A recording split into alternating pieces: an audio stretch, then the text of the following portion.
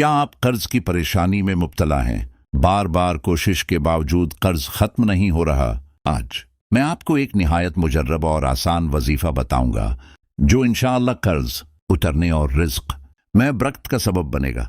روزانہ عشاء کی نماز کے بعد باوضو ہو کر سب سے پہلے 11 بار درود ابراہیمی پڑھیں، اس کے بعد 100 بار پڑھیں، یا وہاب یا رزاق، پھر آخر میں دوبارہ 11 بار درود ابراہیمی پڑھیں۔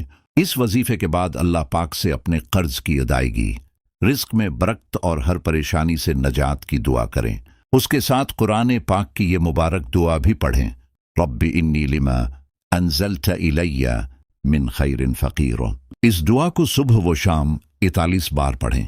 یقین اور اخلاص کے ساتھ یہ عمل جاری رکھیں، انشاءاللہ جلد آسانیاں پیدا ہوں گی۔